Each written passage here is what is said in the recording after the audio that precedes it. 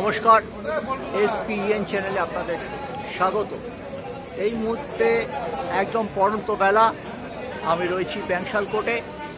Kolkata football কেলেঙ্কারির সঙ্গে যুক্ত, বেটিং চক্রের সাথে যুক্ত তিনজনকে ভার্চুয়ালি আজকে প্রডিউস করা হয়েছে ACJM2 মাননীয় বিচারপতি জয়দীপ ভট্টাচার্য এজলাসে। তাদের তিনজনেরই 12 ডিসেম্বর পর্যন্ত জেল হেফাজত হয়েছে। জেসি, টেকনিক্যাল টার্ম যার জেসি, আজকে ত্রিবেণী রেড্ডি ছিলেন না। আজকে পাবলিক প্রসিকিউটর হিসেবে রাধানাথ রাও ছিলেন। এই রাধানাথ রাও এবং ত্রিবেণী রেড্ডি এরাই দেখছেন মামলার গতি প্রকৃতি। সোম, মঙ্গল, বুধ যদি প্রডিউস করা হবে, যদি ডেট পরে প্রডিউস করা এই আসামিদের, তবে সেটা দায়িত্বে থাকছেন ত্রিবেণী রেড্ডি। আর বাকি 3 দিন সপ্তাহের বৃহস্পতি, শুক্র, শনিবার যদি ডেট পড়ে তবে দায়িত্বে থাকবেন রাধানাথ রাও। এই বিল্ডিংয়ের ওপরেই রাধানাথ বাবু বসেন। আমরা খোঁজ খবর নিয়ে যা জানতে পেরেছি, তদন্ত চলছে।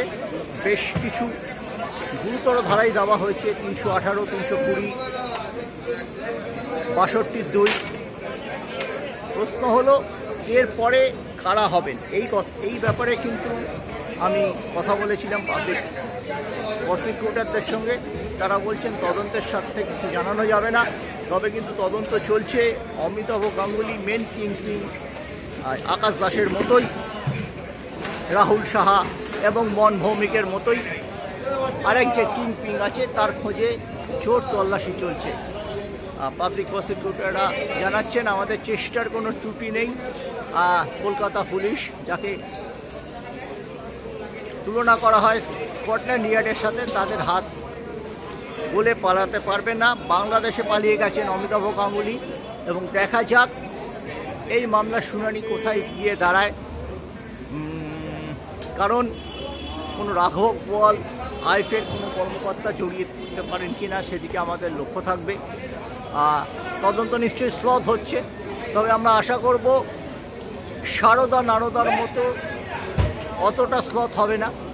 একটা দিশাহীনভাবে যেটা এগোচ্ছে সারদা নারদা মামলা, সেদিকে যাবে না। কলকাতা ফুটবলের সাথে উন্মোচিত হবে বেটিং চক্রের আসল মাথারা। এক্ষুনি অমিতাভ গাঙ্গুলিকে গ্রেপ্তার করা দরকার। কলকাতা পুলিশ আজকে 2রা নভেম্বর প্রথম গ্রেপ্তার হয়েছিল, 4ঠা নভেম্বর মনভৌমিক গ্রেপ্তার হয়। তারপরে কিন্তু কোনো গ্রেপ্তারই নেই। প্রশ্ন উঠতেই হবে। একজন চতুর্থ স্তম্ভের প্রতিনিধি হিসেবে সেদিকে আমার চোখ থাকবে। বারবার আসবো, সেই খবরের আপডেট আপনাদের কাছে জানিয়ে দেবো। কলকাতা ফুটবলের ভালোর জন্য, কলকাতা ফুটবল থেকে বেটিং চক্র নির্মূল করার জন্য এই আমাদের প্রচেষ্টা। খুবই ক্ষুদ্র প্রচেষ্টা, কিন্তু চলবে। কোনো হুমকির কাছে মাথা নত নয়। এই লড়াই চলবে।